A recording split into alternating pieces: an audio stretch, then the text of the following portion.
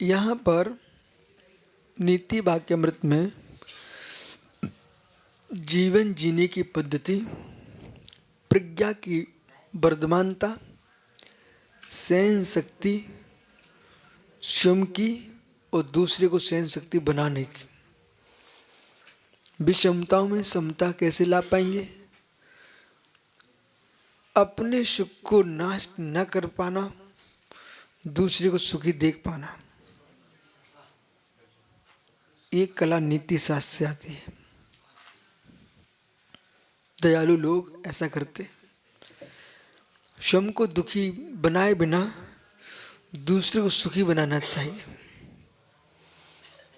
दूसरे को दुखी बना के स्वयं सुखी बनना चाहें, ये नरकगामी लोग हैं। जो स्वयं का सुख भी नष्ट नहीं करना चाहते और दूसरे को भी दुखी नहीं देखना चाहते, ये स्वर्ग में जाने वाले लोग हैं। जो पर को दुखी हो ना हो लेकिन स्वयं को दुखी हो चाहे सुखी हो तो में साम बुद्धि रखते हैं, ये भगवान बनने वाले लोग हैं। जो सुपर के दुख सुख में साम बुद्धि रखते हैं, वे परमात्मा बनने वाले लोग हैं। जो स्वयं के दुख में भी हाय हाय करते हैं, पर के दुख में भी हाय हाय करते हैं, वे जीव सब भविष्य में क्लेश को प्राप्त करने वाले लोग हैं। इनको असाता वेदनी पेरेगी। दूसरे कष्टों में भी मत रो, अपने कष्टों में भी मत रो, भविष्य का ध्यान रखो।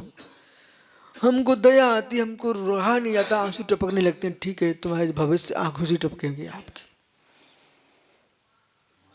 दुखियों के दुख देख करके आंसू नहीं टपकाना चाहिए, उनका दुख दूर करना चाहिए।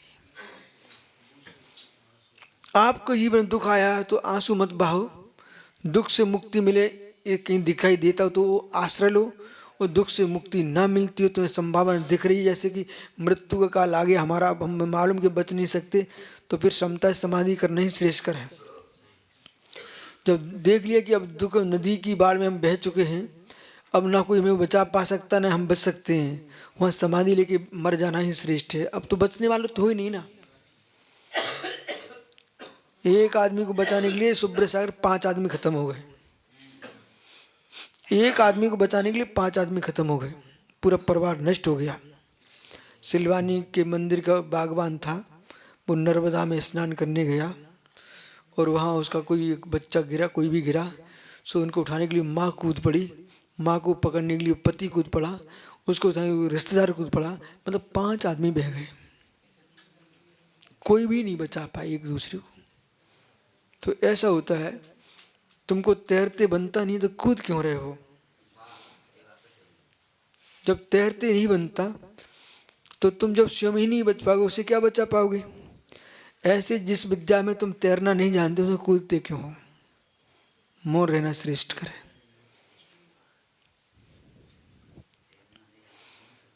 जब तैरना नहीं जानते तो कूदना नहीं चाहिए। समझ में आ रहा है? तैरना नहीं जानते तो कूदना नहीं चाहिए। जब तैरना तो आता नहीं, नाली में कूद रहे समुद्र में, हो नाली में तो तैर नहीं पा रहे हो।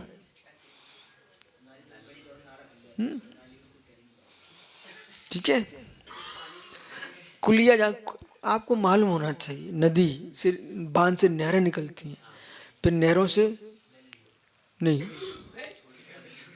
नहरों से निकलते हैं नाले, नहीं बोलो, क्यारी नहीं, क्या बोले, कुलुआ।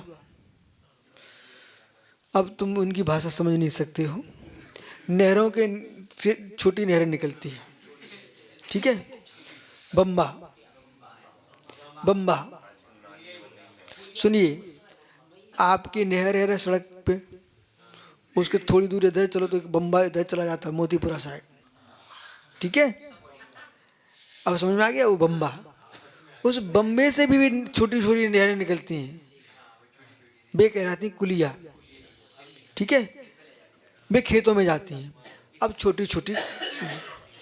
अब जो खेतों में जा रही हैं, वे भी जो लंबी खेती में जाती है तो वे भी कई जगह चौड़ी रहती है, उनमें स्नान हो जाता है, तैर लेते हैं। समझे ना, हमें सब पता है। तब उस तक में तुम तैर नहीं पा रहे हो,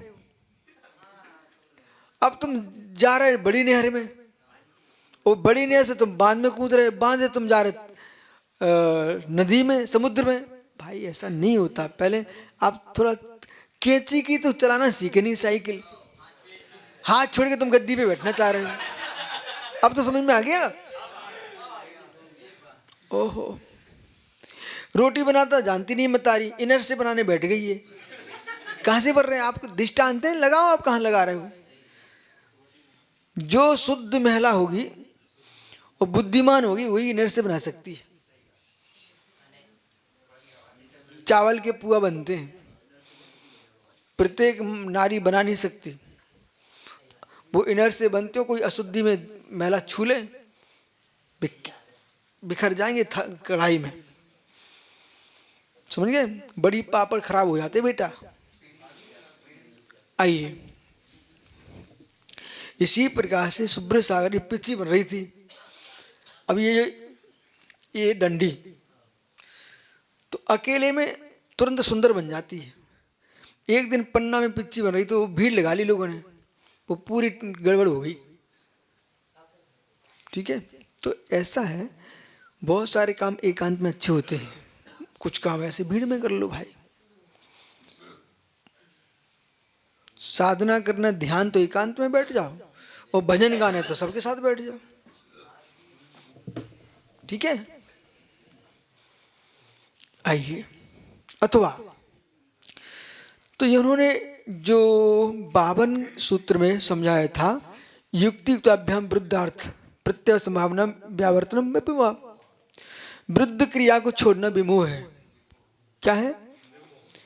तो अपोह, ठीक है, अपोह है, वह अपोह की बात नहीं। अथवा विशेष दृष्टि से हम कथन करते तो ज्ञान सामान्य मोह, ज्ञान विषय अपोह।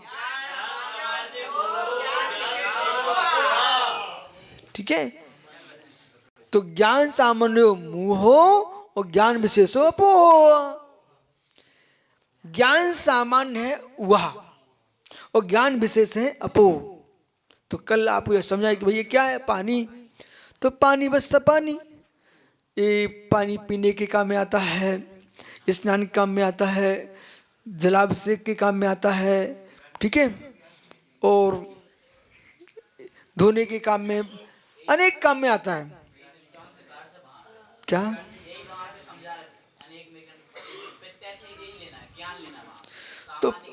तो सामान्य ज्ञान, प्रत्यय नहीं ज्ञान, तो प्रत्यवति प्रकृत्या, तो प्रत्यय के विशेष से प्रकृति जो है, प्रत्यय नहीं ज्ञान। तो अब प्रत्यय जो है ना, प्रत्यय लगा दो व्याकरण का, तो सामान्य को भी ग्रहण करता है और विशेष को भी ग्रहण करता है। प्रत्यवत प्रत्यय प्रकृत्या, प्रत्यवत प्रकृत्या, तो प्रत्यवत प्रकृत्या का मतलब प्रत्यय के समान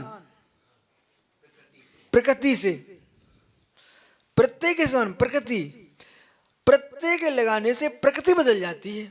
व्याकरण में आइए आप, प्रत्यय के लगाने से प्रकृति बदल जाती है। लोई में मोन लगा दो, रोई का काम बदल जाता है। रोटी बनाने के लिए मोन नहीं लगाना पड़ता, पराठे बनाने के लिए मोन लगाना पड़ता है, समझ गए आप। रोटी बनाने के लिए मोन कौन लगाएगा? वो कोई घी का त्याग है, तुमने मोन लगाई रोटी बना दी, वो तो रोटी ले ही नहीं सकता, समझ रहे ना कि नहीं। बहुत सारे ऐसे विकल्प हैं। अब माना कि आपने खटाई का त्याग करके नींबू का छेना ले लिया, तुम्हारा नींबू का त्याग भंग हो गया, तो इतना तुम्हें ईमानदारी का व्रत पालन करना पड़ेगा कि जिसने हम हरि का त्याग करके गए हैं, कोई छेना दे रहा है, छेना भी नहीं लेंगे, बोले हमें पता ही नहीं है। अरे उसमें नींबू डालता ना, अरे सुनो ना, फिटकरी का ही त्याग है, ठीक है। आप जैसे लोगों ने देश को नष्ट कर दिया, ठीक है, तृष्णा लोलुपियों ने सब नाश कर दिया। तो तुम्हारी डायरी में लगार मगार तो बचेगा ही नहीं, सकरा मकरा।